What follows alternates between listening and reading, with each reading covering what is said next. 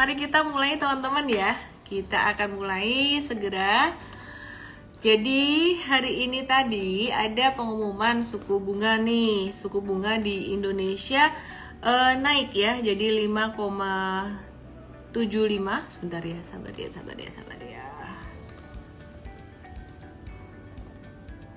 Sebentar.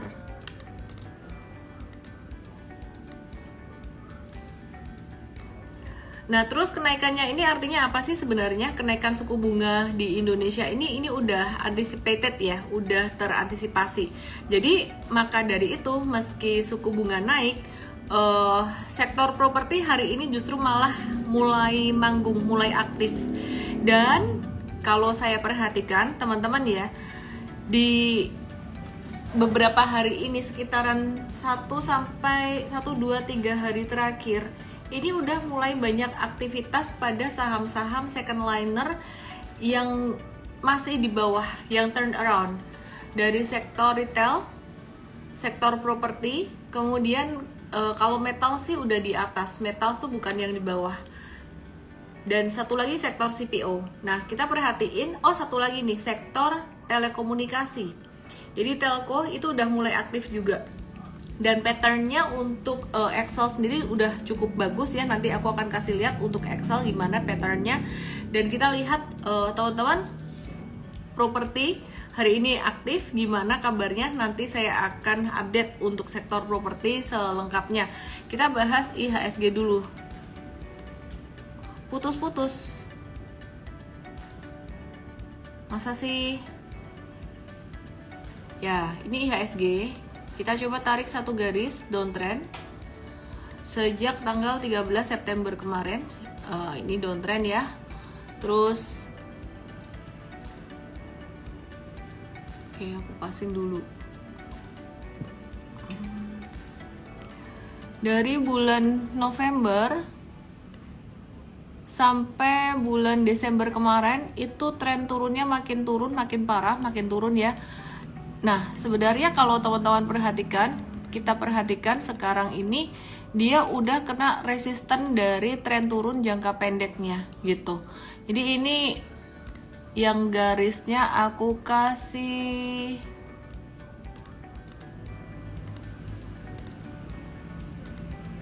warna ungu.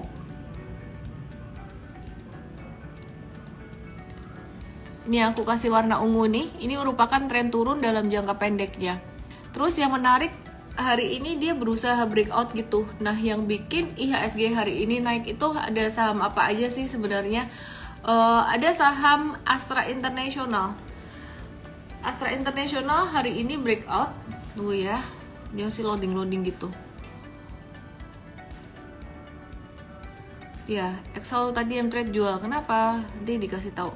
Ya, ini ASII hari ini breakout dari tren pendeknya. Jadi ini trennya dia akan jadi lebih bagus dan dia dalam jangka pendek tuh bisa naik sampai ke level 5925. Sampai ke 5925 di sini.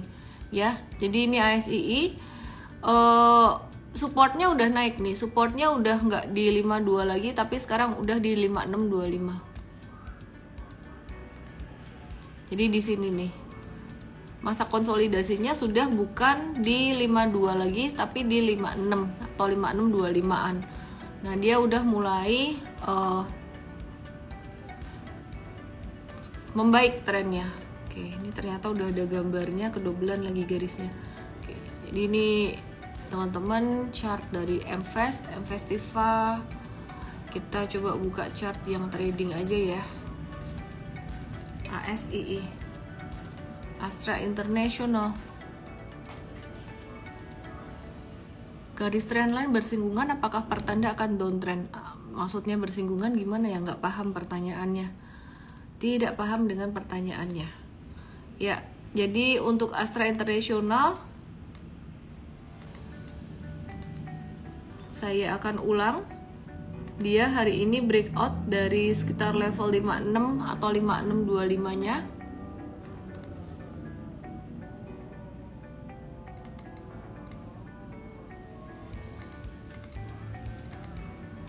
Ya, jadi di sini teman-teman dia bakalan menuju ke 5950. Terus kalau retrace atau koreksinya nggak akan sampai dalam ke 52 lagi, koreksinya bisa sampai ke sini aja nih. Gitu. Jadi dia akan berpotensi membentuk pattern inverse head and shoulders instead of double bottom. Nah, jadi teman-teman yang buat investasi jangka panjang ini cukup menarik ya untuk Astra International ya. Oke, terus sabar-sabar dulu yang mau invest, ini nunggu turun lagi. Beberapa hari kemarin dikasih diskon banget, aku nggak tahu deh kalian masuk atau enggak. Ya, sekarang aku akan bahas setelah ASII, aku akan bahas UNTR atau United Tractor. Halo Biba Nisi, halo GJE, halo Teddy, Polandra, halo Frederick Hars, Egil, Melnusa, Ahmad Fahri, Tri Alba, Latif Muhammad, Najib, Swandi, NS, Sonsonade, Rerahar, Tanca 9. Oke, aku akan kasih lihat UNTR ya. UNTR ini anak usahanya ASII. Ini ngaruh ya.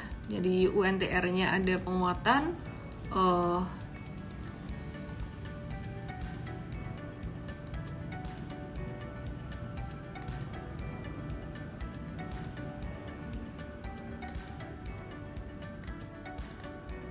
Ya, ini UNTR, M-Trade tadi udah profit taking buat swing tradingnya sekitaran 5-6%-an untuk UNTR, tapi jangka menengahnya masih ngehold. Kenapa dijual tadi M-Trade jualan jangka pendek atau swing tradingnya? Kenapa?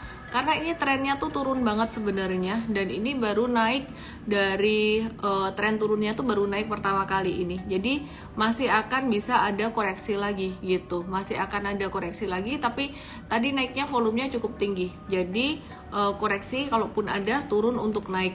Jadi zigzag nanti turun sampai ke 25, 150-an, habis itu akan naik.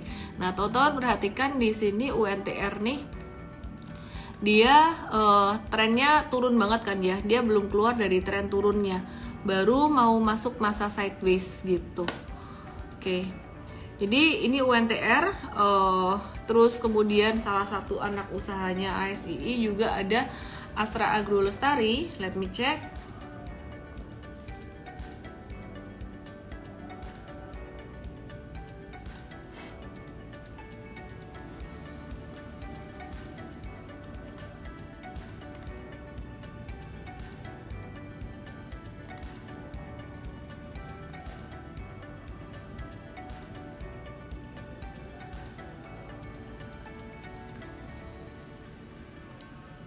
Nih ya teman-teman ya, kita coba cek untuk Astra Agro Lestari, chartnya agak-agak lola ini.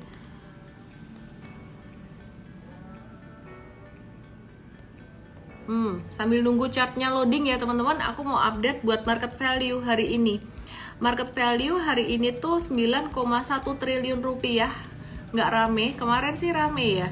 Ini kayaknya hari ini pada nungguin suku bunga, dan selain itu USD-nya juga kemarin udah sempat agak-agak menguat dikit, jadi rupiahnya sedikit melemah. Ini lagi pada wait and see. Nah, ini AALI yang kemarin kita sempat bahas, AALI juga udah agak-agak menguat dikit gitu. Secara bisnis juga harga CPO juga udah murah banget ya. Jadi ASI sendiri valuasinya juga udah murah banget gitu. Oke. Terus teman-teman, ini tadi banyak yang nanya hari ini suku bunga naik, efeknya ke sektor apa? Yang paling sensitif pastinya sektor perbankan dan juga sektor properti ya, perbankan dan properti. Teknologi juga sensitif. Cuman kenaikannya tuh udah discounted, kenaikannya tuh udah priced in. Orang-orang tuh kayak udah ngerti gitu loh. Jadi udah nggak kaget lah, malah sektor properti malah naik. Nah, sekarang kita bahas sektor properti ya. Yang pertama kita mau bahas Pakuwon Jati dulu deh ya. Jadi Pakuwon Jati tadi naik, tapi naiknya masih dalam masa sideways gitu. Jadi teman-teman yang belum dapat, tenang aja, nggak apa-apa ya. Masih akan ada kesempatan lagi. Nah, untuk sektor properti sendiri Pakuwon Jati masih sideways. Ini bisa sampai ke level 464, dan untuk properti ini Pakuwon Jati termasuk salah satu yang recurring income-nya tuh tertinggi kedua setelah LPKR. Nah, LPKR itu dia tingginya dari pendapatan dari rumah sakit. Kenapa Pakuan Jati lebih menarik? Karena untuk pengembangan tuh lebih mudah gitu untuk bikin mall daripada bikin rumah sakit. Bikin rumah sakit tuh cari dokternya yang susah ya. Jadi dokternya jumlahnya terbatas, nggak bisa cepat dipindah-pindahin gitu. Mungkin kalau dipindah-pindahin pun cari dokter yang udah pinter-pinter mungkin juga mahal juga kali ya. Jadi mesti ngebajak dari rumah sakit lain gitu. Oke, Senin libur. Iya, Senin libur nih mau Imlek ya teman-teman ya. Ini hari apa sih? Baru hari Kamis ya. Besok hari Jumat aku akan live di YouTube. Jangan lupa follow YouTube M-Trade.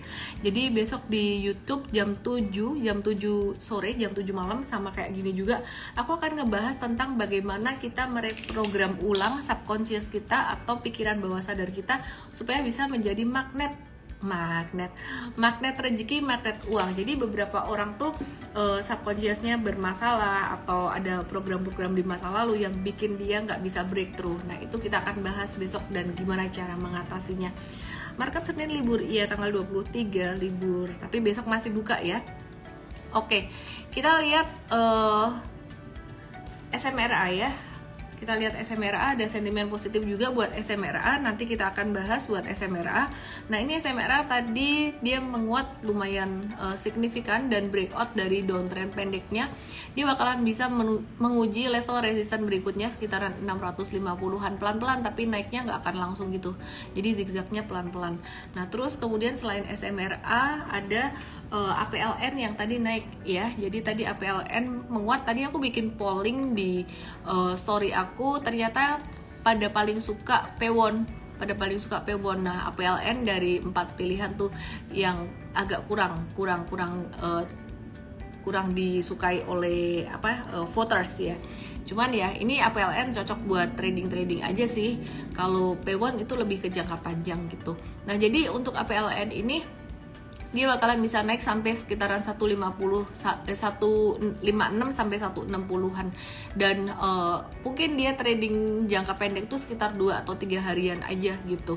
Nah terus SMRA udah mahal ya, bener, secara valuasinya udah agak-agak mahal gitu. Cuman secara teknikalnya sama-sama aja belum pada jalan semua. Nah untuk sektor properti ya, bicara tentang kenaikan suku bunga dan juga sektor properti. Meskipun suku bunga naik, sebenarnya suku bunga KPR itu sendiri belum naik, dari BCA sendiri belum naik. Dengar-dengar sih katanya bakalan naik di bulan Januari ini, cuman kita nggak tahu juga beneran naik atau enggak gitu ya. Jadi BCA sendiri belum naik. Kalau bank-bank yang lain saya nggak terlalu ngikutin. Nah sebenarnya apa sih yang menghambat atau menahan penguatan sektor properti ya? Kenapa dia jadi laggard meskipun suku bunga itu belum banyak dinaikin sama bank, bahkan ada yang belum naikin suku bunga KPR loh. Jadi yang bikin properti kemarin agak laggard itu yang pertama adalah kenaikan harga bahan bakunya ya. Jadi harga bahan baku tuh mahal, jadi itu menahan orang-orang buat bangun gitu. Terus yang kedua sendiri dengan perlambatan perekonomian, developer rumah mungkin mereka juga agak menahan buat bangun rumah gitu. Itu ngaruh di properti, semen dan juga cat. Maka dari itu Avia juga belum naik gitu ya. Nah jadi itu yang menyebabkan kenaikan harga bahan baku membuat sektor properti ini masih laggard. Padahal kenaikan suku bunga itu masih belum mempengaruhi kenaikan suku bunga KPR itu sendiri gitu. Terus kemudian yang berikutnya perizinan dan birokrasi ini juga masih nggak mudah, sehingga ke depan harapannya bisa dipermudah ya. Terus kemudian yang ketiga proporsi uang muka, dan yang keempat adalah perpajakan. Nah kalau kita perhatiin sektor properti ini pendapatannya bukan dari jualan properti aja loh, terutama yang residensial. Pendapatannya banyak dari recurring income, yang terbesar itu LPKR 73,5% dari rumah sakit. Tapi susah kalau LPKR ini dia mau melebarkan sayapnya di rumah sakit gitu. Terus yang kedua P1 itu 62% dari sewa mall. SMRA yang ketiga itu 36,8% dari mall dan kantor. CTRA yang keempat 18,8% dari mall, rumah sakit dan hotel. APLN disusul APLN, ASRI dan BSDE. BSDE itu cuma 13,5% recurring income-nya dari hotel dan rekreasi. Nah Valuasinya gimana? Kita pakai PBV dan kadang kita pakai RNAV juga ya. Jadi valuasi PBV gabungan antara BSDE, CTRA, SMRA, P1 ini menunjukkan valuasi yang masih terdiskon di standar deviasi -1 untuk 5 tahun ya. Jadi kita pakai periode 5 tahun itu masih di standar deviasi -1. -1-nya bukan di bawah sih, pas di -1. Jadi murahnya juga nggak sampai murah banget gitu. HBD besok, bukan besok ulang tahunku. Kok bisa sih? Kok bisa besok? Besok mah Imlek. Bukan besok, hari Minggu. Ada kabar bagus buat SMRA atau Summarecon ya. Jadi SMRA dan Korea Land ini bakalan bangun perumahan ASN di IKN. ASN itu loh, pegawai negeri. Ya, jadi bakalan bangun rumah buat ASN di IKN gitu. Jadi ibu kota negara yang baru. Dan investor salah satunya dari SMRA, konsorsium lokal CCFG Corporation dan Korea Land gitu. Jadi 3 perusahaan itu mendapatkan surat izin prakarsa proyek untuk membangun di proyek IKN. Nilainya berapa? Nilainya sekitar 41 triliun, terdiri dari 59 pelaku usaha. Oke, nah terus kalau semen sendiri gimana nih? Semen sendiri gimana? Semen saat ini penjualannya lagi turun 3,4% ya. Jadi seperti yang tadi saya bilang, sektor properti laggard termasuk juga sektor yang terkait seperti semen dan juga cat Avia. Jadi ada yang nanya kenapa Avia turun tuh, karena memang ya orang masih belum minat untuk bangun-bangun rumah gitu. Di Indonesia penjualan semen ini masih agak-agak turun, tapi tahun 2023 berpotensi untuk membaik. Valuasinya murah. Untuk semen ini SMGR INTP valuasinya murah, masih di bawah standar deviasi -1 juga untuk periode 5 tahun. Cuman dia cyclical, cenderung cyclical ya teman-teman. Jadi kalau mau invest boleh, tapi bukan pilihan utama. Nah, untuk semen sendiri SMGR dan INTP ini volume penjualannya gimana nih? Di tahun 2022 kemarin SMGR tuh volume penjualannya turun 4,9%, INTP turun 6,9%. Tapi ke depan gimana? Ke depan di tahun 2023 ini penjualannya diperkirakan akan lebih baik karena ada tren ini ya, tren pemilu gitu.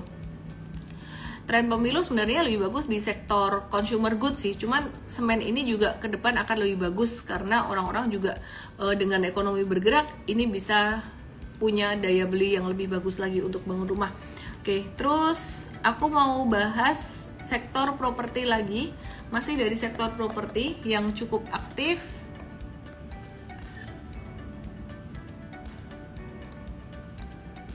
Kecuali BSDE-nya hari ini flat-flat aja ya, wait and see aja dulu teman-teman.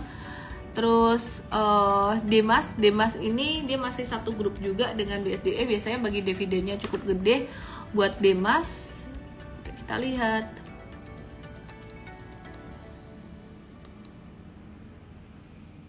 Ya, Demas ya, dia ketahan resisten di level 166 untuk Demas ini. Liquidity-nya agak kurang, instead of Demas kita lebih milih BSDE teman-teman. Oke, pada nanyain ACES, mari kita lihat ACES. ACES secara fundamental masih oke. Secara technical aku sih ngelihatnya di monthly chart. Buat ACES tuh aku ngelihatnya di monthly chart ya. Aku lihat di sini aja deh, lebih bersih chartnya. Ya, ini monthly chartnya S Hardware. Monthly chart S Hardware itu di level berapa supportnya? Ini udah kena support 1496. Ini breakdown lagi.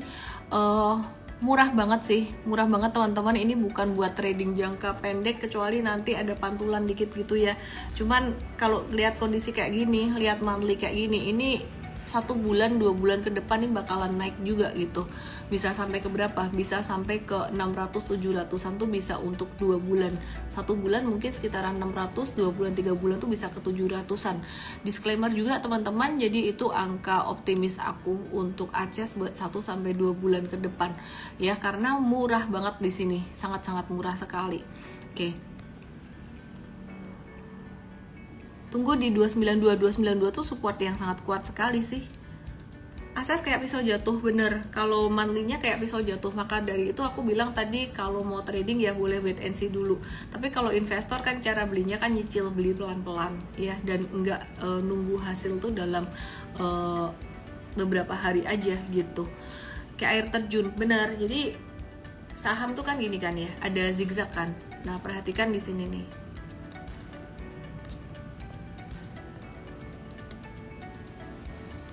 Nih.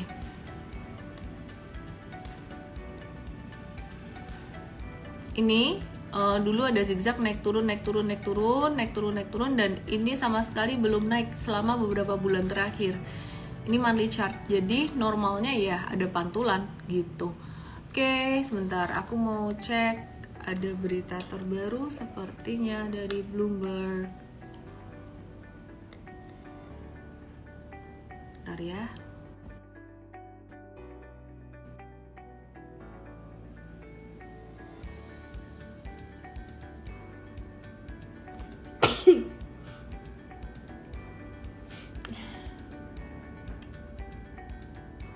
Antam tadi breakout tapi nggak jadi ya. Bentar, aku cek ya, Antam.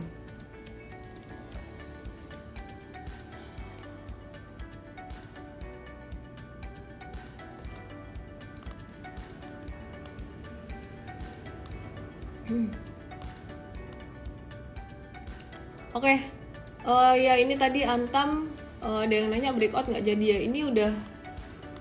Ini udah nggak kuat sih naiknya. Masih bisa naik gak? Ya masih bisa, cuman probability-nya udah lebih kecil. Dia lebih arahnya turun gitu sampai ke 2080. Kayak gini nih. Kita nungguin sih, nungguin diskonnya dia. Nih Antam. Oke. Terus aku akan bahas pertanyaan yang belum dijawab. Beberapa hari kemarin aku ada buka Q&A dan aku belum jawab Q&A-nya. Aku coba jawab ya teman-teman ya.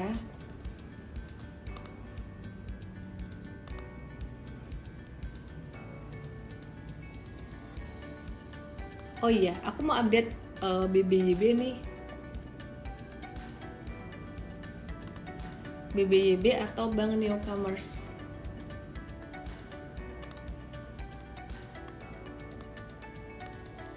Ya, tadi kita ada beli BBYB nih, trade ya, jadi ada beli BBYB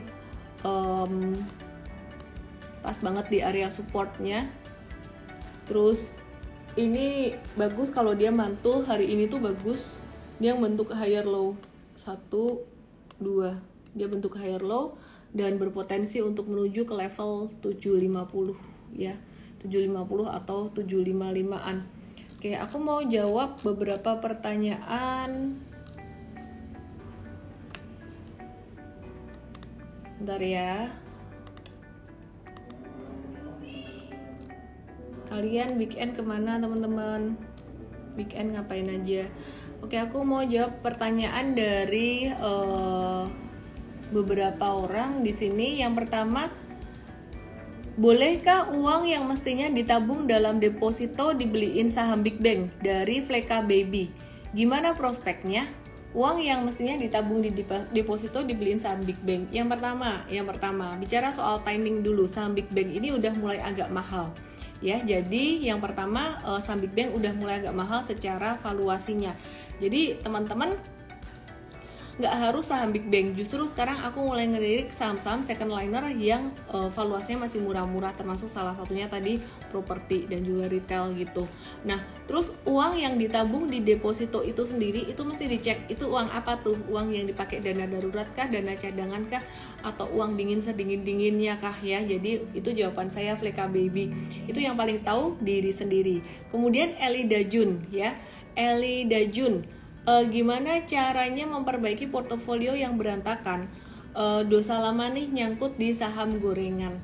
Caranya ya dengan wait and see. Kalau saham gorengan mau nggak mau ya ditunggu dia naiknya. Hanya Tuhan dan rumput yang bergoyang yang tahu kapan dia naik. Dan jangan terburu-buru untuk beli lagi gitu. Ya, jadi jangan terburu-buru untuk trading lagi, nyantai aja, tunggu market recover. Oke, terus kemudian pertanyaan yang ketiga, ini agak out of topic dikit. Ada yang nanya gini, sekarang udah waktunya beli properti belum ya, beli rumah gitu. Nanti kalau ke depan suku bunga makin mahal gimana? 3 tahun lagi suku bunga makin mahal gimana? Kalau dihitung-hitung bedanya bisa, cicilannya bisa ini loh, bisa senilai 1 mobil gitu.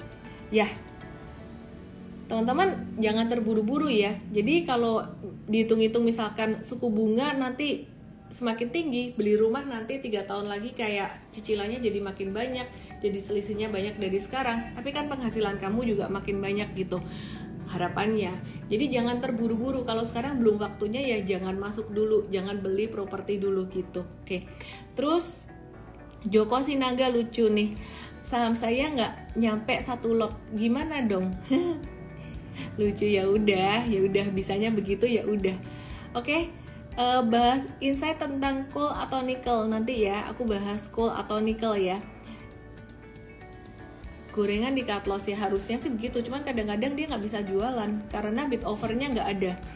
Oke, aku akan bahas dari Rachel Juris, dolar US melemah kok emas naik sih. Mari kita lihat, dolar Amerika melemah, emas kok naik. Emas apa dulu nih? Emas tuh ada 2, asumsinya emas pakai US dollar atau emas pakai USD atau emas pakai rupiah. Jadi kalau emas pakai rupiah itu dia akan ke balance. Jadi harga emasnya naik, dolarnya biasanya turun. Memang kebalikan kayak gitu ya. Jadi kalau dolar naik, emas turun. Jadi harga emas secara rupiah itu kayak apa ya? Ke balance terus 2 faktor ini gitu. Jadi nggak akan naiknya sampai tinggi-tinggi banget atau turunnya nggak akan sampai turun banget. Nah ini harga emas naik ya normal-normal aja sih, memang kayak gitu. Kalau US naik, USD naik, emas turun. Kalau USD turun, emas naik, memang seperti itu. Dan ini harga emas udah mulai merangkak naik lagi, tapi bukan berarti dalam rupiah dia ikut naik karena dikaliin US dollarnya. Oke, sekarang kita mau lihat untuk USD-nya gimana. USD untuk rupiah gimana nih? Mari kita lihat ya.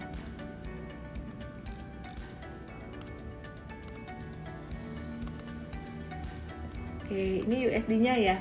Jadi USD ini dia konsolidasi. Tadi pagi kita ada bahas di morning briefing M-Trade juga. Jadi konsolidasinya tuh dia nggak langsung naik kenceng. Kemarin kan saya perkirakan dia bakalan mantul sampai 15.300. Abis itu dia akan turun lagi bentuk double bottom. Nah tapi kalau dia nggak naik kenceng, dia konsolidasi di sini, zigzag di bawah sini. Ini dia akan membentuk pattern inverse flag. Kalau dia masih bentuknya kayak gini terus, inverse flag itu justru malah tanda mau turun USD-nya. Kalau USD-nya turun berarti rupiahnya menguat, bagus dong buat rupiahnya gitu sih. Emas secara rupiah naik juga kok, iya dong, kan dikali-kaliin dia menang yang mana gitu. Jadi kalau aku perhatikan turunnya USD ini nggak seberapa, tapi harga emasnya tuh naik ya, dikaliin ya berarti secara rupiahnya jadi naik gitu. Oke. Anyway, oh, pertanyaan yang udah di like banyak minta dibahas. Hahaha. Baiklah, Telkom, GoTo, BBCA dan BBRI. Oke, aku akan bahas Telkom, GoTo, BBCA, BBRI, tapi sebentar aku akan jawab pertanyaan yang kemarin udah di-post di story tapi aku belum jawab. Menjelang pemilu bagaimana kondisi IHSG ke depan? Pemilu masih lama. Yang kita perhatikan sebenarnya lebih ke recovery perekonomian setelah pandemi ya. Jadi recovery perekonomian setelah pandemi ini masih memperhatikan inflasi dan juga tingkat suku bunga. Jadi dari The Fed sendiri bilang inflasi Amerika masih tinggi, masih perlu turun lagi. Dia masih mau untuk inflasinya tuh turun lagi gitu supaya suku bunganya nggak naik ya. Jadi itu yang perlu diperhatiin teman-teman. Kita akan watch sektor retail, properti dan juga sektor consumer good, retail, properti dan juga consumer good ke depannya. Oke, terus ini ada pertanyaan, tapi aku akan bahas dulu pertanyaan yang ada di sini. Telkom, GoTo, BBCA, BBRI borongan nih nanyanya. TLKM dulu ya, aku bahas TLKM dulu. Oke, TLKM beberapa hari kemarin itu dia breakout, terus ini ada retrace dikit, konsolidasi dikit, ini sebenarnya kesempatan buat yang mau ngehold jangka panjang buat dapetin lagi gitu. Jadi ini cukup murah buat TLKM-nya, cuman di porsinya portfolio kayaknya nggak usah terlalu gede deh buat long term investornya. Terus BBCA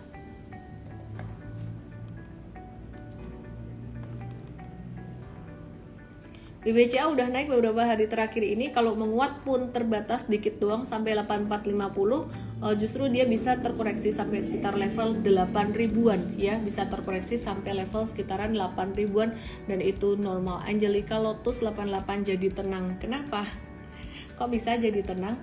Oke, sebelum aku lanjutin bahas saham-saham, aku mau bahas pertanyaan dari Aditya Putra 1. Miss, yang perlu diupayakan sebelum usia 30 itu apa aja ya? Yang perlu diupayakan sebelum usia 30 adalah kamu banyak-banyak mencoba, tenaga masih banyak, energi masih banyak, waktu juga masih banyak, apalagi kalau belum nikah, belum berkeluarga, kerja aja gitu. Dan sebenarnya bukan cuma kerja, mesti ngebenerin di sini. Ada beberapa orang yang dia kerja keras banget tapi nggak kaya-kaya, kerja keras dan menghemat luar biasa tapi nggak kaya-kaya. Beberapa orang kerjanya kayaknya nggak terlalu keras gitu, kerjanya kayaknya dia cenderung nyantai gitu ya, tapi dia cepet banget kayanya. Dan selain itu dia juga banyak memberi juga. Kok bisa kayak gitu? Semuanya ada di sini. Jadi beban emosi atau beban emosi di subconscious itu yang seringkali menahan seseorang untuk berkembang, menahan seseorang untuk melakukan sesuatu. Dasarnya fear. Tahu nggak teman-teman? 99% orang, ya mungkin 90% lebih lah ya, itu mengambil keputusan berdasarkan fear. Maju bekerja berdasarkan fear. Bahkan saya mengakui, saya pun juga berdasarkan fear. Asal dalam kadar tertentu, kadar yang masih normal itu nggak apa-apa. Tapi kalau fear-nya berlebihan, itu kayak ngambil keputusan dikit-dikit takut, spend uang sedikit, kehilangan uang sedikit takut, rugi dikit takut. Nah kalau kayak gitu itu nggak cocok investasi di saham. Jadi tidak semua orang cocok di investasi di paper aset. Kenapa? Karena sebenarnya di sini dan di sininya. Apa yang membuat seseorang tuh menjadi sangat takut sekali tuh beban emosinya dari masa lalu dan gitu. Yang pada waktu dia mengalami hal itu kondisinya tuh lagi emosi banget, sampai terperangkap di bawah sadarnya dia. Dan hari Jumat besok jam 7 aku akan ngobrol bareng dengan Coach Rio untuk ngebahas tentang bagaimana releasing emotion ini. Oke? Kemudian Marcel Leono Wisnu, dia nanya komposisi investasi yang ideal dalam kondisi market saat ini antara saham, reksadana, obligasi, dan emas. Saham, reksadana, obligasi, dan emas. Komposisi investasi yang ideal itu tergantung sekali dengan yang pertama, pemahaman kamu akan investasi tersebut. Dan semakin tinggi resikonya, contohnya saham pastinya resikonya lebih tinggi daripada obligasi karena butuh active thinking, active doing juga gitu. Nah, untuk saham itu lebih tinggi risikonya ya, butuh ini. Maka skill juga lebih tinggi, harus lebih tinggi pemahamannya. Reksadana nomor 2, obligasi nomor 3. Emas tuh sebenarnya sama kayak saham kalau aku bisa bilang. Perlu tahu timing, minimal baca chart. Oke, kemudian yang kedua berikutnya timing. Jadi mesti sesuaikan dengan timing. Kalau kita bilang misalkan, oh udah saham aja bagus, tapi timingnya lagi di atas, di pucuk. Nah itu nggak bagus, justru malah akan turun. Nah teman-teman yang perlu teman-teman ketahui sekarang, timing untuk saham itu sekarang lagi di bawah, lagi murah-murahnya. Jadi timing untuk investasi jangka panjang masuk itu masih cukup oke. Jadi kalau ditanya komposisinya di saham tuh bisa lebih besar jika skill kamu atau profil risiko kamu tuh paham di saham. Kemudian yang berikutnya emas. Emas ini gimana sih? Emas ini sekarang posisinya lagi agak tinggi, jadi nggak disarankan untuk masuk di emas dalam porsi besar. Yang keempat obligasi. Obligasi sekarang juga udah naik tinggi gitu. FR obligasi itu juga nilainya udah agak-agak naik tinggi. Jadi teman-teman di sini sebenarnya yang lagi paling murah tuh saham dan juga reksadana saham gitu. Oke. SBN ikutan nggak? SBN menarik juga, sekitaran 6% kan, itu untuk diversifikasi. Jadi bukan untuk growth, tapi buat aman aja gitu. Oke, terus kalau dana di portofolio cuma bisa 2-3 emiten, bisa gimana cara menahan godaan dari saham yang breakout? Ini kayaknya aku udah bahas deh. Mary Huang, kalau dana di porto cuma bisa 2-3 emiten, gimana menahan godaan dari saham yang breakout? Caranya menahan godaan dari saham yang breakout kalau dana di portfolio cuma bisa 2-3 emiten, artinya jangan lihat running trade terus-terusan. 2, jangan terlalu banyak kumpul-kumpul sama grup-grup society kayak gitu yang bikin kamu jadi bingung gitu ya. Kemudian yang berikutnya Raharjo Adrianto, sektor emas dan basic mineral kapan bisa naik kencang? Ini udah naik kencang, justru malah kita nunggu retracementnya, nunggu koreksinya. Miss efek hari ini suku bunga naik gimana? Aku udah bahas di depan ya, jadi semuanya udah priced in, udah discounted, dan malah bagus untuk sektor properti, karena sebenarnya sektor properti sendiri suku bunga KPR tuh belum naik gitu. Oke?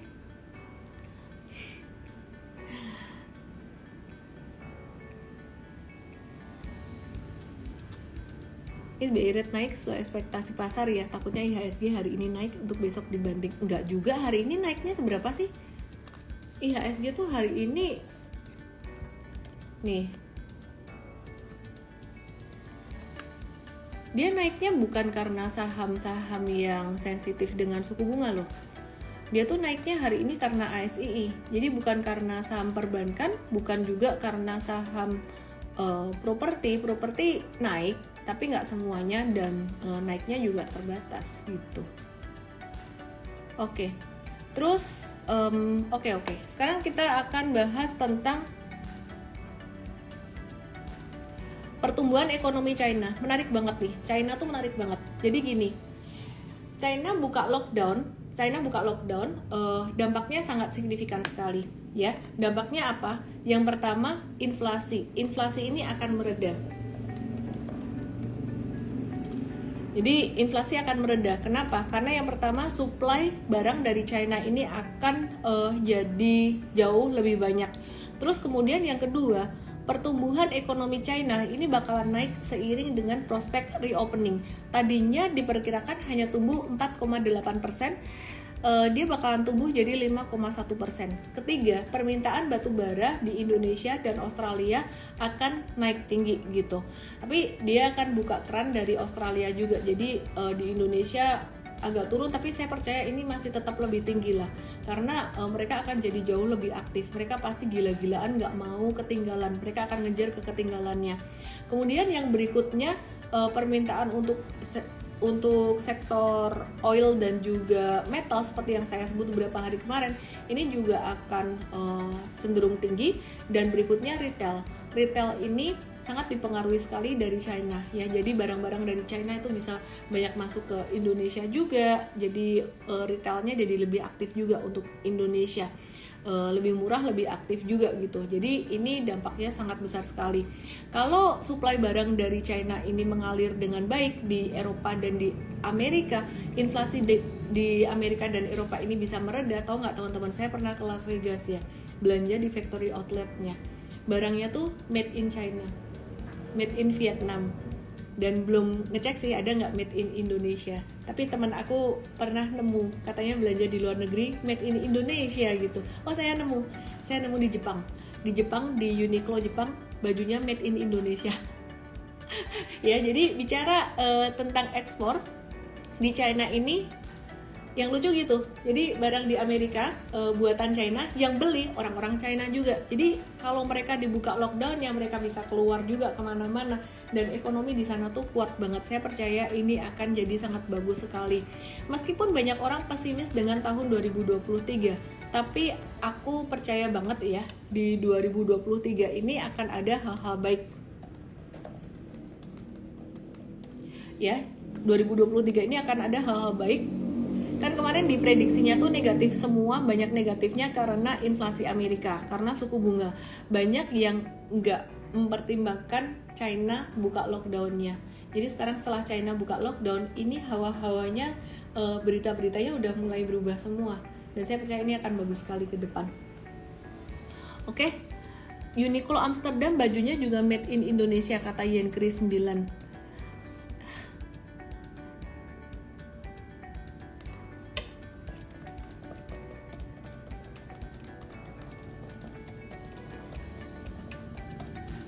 Oke deh, aku akan invite, ternyata Coach Merlin malam hari ini live bareng saya. Baiklah, aku tentang saham properti dan juga sektor CPO.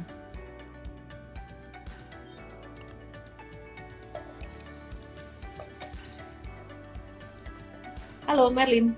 Ya, Halo, bahas Miss. properti dan CPO dong Mer, ini gimana nih? Oke, properti tadi udah disinggung sama Miss Ellen ya mengenai suku bunga. Kenapa suku bunganya naik, malah propertinya itu juga ikutan naik. Ternyata karena suku bunga kredit ini itu naiknya terbatas ya, nggak terlalu signifikan seperti rate umumnya atau suku bunga simpanan ya. Dan kita juga lihat karena bank itu masih punya likuiditas yang bagus sehingga masih mampu ekspansif untuk memberikan kredit. Ini jadi salah satu nilai plus juga buat sektor properti teman-teman. Serta adanya LTV 0% yang sampai di Desember 2023. Dan tadi juga udah disinggung sama Miss Allen juga bahwa kalau properti itu sebenarnya nggak hanya suku bunga tapi bahan baku ya. Jadi ini juga yang masih dipantau oleh investor untuk kedepannya. Selanjutnya kalau properti ini masih ada downside-nya ya teman-teman ya. Karena kenaikan harga batu bara yang akan menjadikan dampak kepada kenaikan harga semen juga. Ini yang menjadikan demand perumahan atau juga harga bahan bakunya itu juga akan meningkat. Serta kalau kita lihat dari tahun pemilu tahun 2024 meskipun masih agak lama tapi ini akan cenderung juga menurunkan target dari emiten sendiri di tahun 2023. Kemungkinan flat atau menurun targetnya karena melihat dari demand kalau di tahun politik atau di tahun waktunya pemilihan pemerintahan itu, pemilihan presiden itu keinginan untuk berinvestasi di sektor properti itu akan sedikit cenderung menurun ya. Maka dari itu target di tahun 2023 kemungkinan bisa turun juga untuk sektor propertinya. Seperti itu. Kalau dari CPO mungkin teman-teman udah nggak asing lagi karena dekat-dekat ini akan menyambut Imlek ya. Dan kita tahu juga CPO di Indonesia itu menjadi ekspor terbesar juga di China setelah India, dan hal ini juga yang akan mendorong demand dari harga CPO. Meskipun harga CPO akhir-akhir ini naik, itu memang teknikalnya aja, secara teknikal memang ada rebound, tapi kalau harganya secara keseluruhan itu masih cenderung sideways aja sih teman-teman. Dan memang dari harga CPO ini naik karena demand akan Imlek dan juga di Maret tahun 2023 akan ada Ramadan ya. Ini momentum ini yang akan meningkatkan juga dari demand CPO seperti itu. Oke, ini ada yang nagih nih, Excel belum dibahas, terus dari saham-saham yang di like belum dibahas, ada BBCA dan BBRI. BBCA tadi aku udah bahas sekilas, aku akan bahas BBRI dan juga Excel ya. Singkat aja ya BBRI-nya ya. BBRI ini udah ketinggian banget, jangan beli di sini. Ini bakalan turun, bisa turun sampai sekitaran level 4.500. 4520-an. Nah, selain BBRI, ini tadi ada yang minta dibahasin EXCL, Excel, PT Excel Aksiata. Patternnya sih cakep, tapi hari ini tadi Entret jualan dulu, profit taking dulu ya, karena dia nggak kuat naiknya. Jadi kita coba gambar satu garis breakout. Ini hawa-hawanya nggak kuat naiknya. Kita akan buy on retracement lagi ya. Jadi kita akan buy on retracement lagi nanti sekitaran mungkin level 2360, 2340 buat kita profit taking di atas lagi gitu. Jadi ini patternnya inverse head and shoulders. Cuman dia hari ini candle-nya tuh keluar ekor di atas gitu. Anyway, oke, Merlin mau bahas apa lagi Mer? Apalagi ya, mungkin sektor batu bara nih, karena kita lihat juga dari harga batu baranya, sektor perusahaan batu baranya pada naik-naik ya. Banyak yang tanya juga nih mengenai batu bara. Kalau kita lihat tim fundamental juga sempat research untuk rata-rata dari harga batu bara itu kan masih tinggi ya. Kalau di akhir tahun kemarin tuh di 350-an dan sekarang itu menyentuh 330-an untuk perdagangan kemarin. Dan ada analis yang juga memproyeksikan bahwa harga rata-rata dari batu bara ini akan menjadi di 280 US dollar per ton atau kembali ke harga stabilnya di area 200-an. Tapi sebenarnya kalau di harga 200-an itu juga tergolongnya mahal ya teman-teman ya. Jadi mungkin kalau teman-teman yang trading jangka pendek di saham-saham batu bara udah mulai bisa pertimbangkan kurangi posisi, atau juga teman-teman melihat upside-nya tuh udah nggak terlalu besar karena melihat dari demand batu baranya pun juga nggak sebesar yang ekspektasi kita sebelumnya ya. Meskipun nanti China juga open lockdown dan lain sebagainya. China open lockdown malah menjadi dia produksi sendiri untuk batu baranya, maka dari itu supply-nya juga akan lebih tinggi ya dibandingkan dengan demand-nya. Maka dari itu buat teman-teman yang mungkin punya sektor batu bara bisa mulai pertimbangan juga untuk jangka pendeknya bisa di taking profit terlebih dahulu gitu. UNTR, aku mau bahas lagi UNTR. Tadi aku udah bahas UNTR, bicara tentang saham batu bara ya. UNTR, let me check.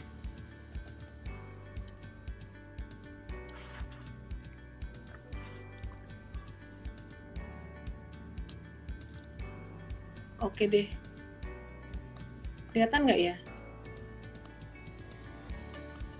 Terlihat, Miss. Kelihatan ya. Ya, ini UNTR tadi dia naik dengan volume transaksi tinggi kan. Candle-nya juga candle Marubosu, cuman M-Trade milih profit taking dulu. Kenapa? Karena trennya tuh masih tren turun banget. Jadi dia awal naik, kalau baru naik pertama candle-nya gini, ini dia tanda bakalan sideways gitu. Bakalan lanjut sideways dulu. Jadi ini stage 4 ya. Ini stage 4 tuh stage turun. Kemudian dia baru mau sideways tuh baru mulai membentuk stage satunya. Jadi bisa di swing trading, bisa di tiktokin buat UNTR-nya. Kita akan wait and see. Oke deh teman-teman, malam hari ini adalah terakhir untuk campaign siap trading lagi. Jadi ada bonus 8 bulan buat teman-teman yang join VIP member M-Trade. Bisa ke mtrade.id/WhatsApp ya. Oke deh. Thank you buat teman-teman semuanya yang udah nonton. Nggak terasa udah jam 7.52. Yeay, aku IG live lebih lama malam hari ini. Sorry telat invite-nya Coach Merlin. Aku nggak tahu kalau ada yang live malam hari ini. Thank you semuanya. Sehat selalu. Thanks for sharing. Bye-bye. Bye-bye.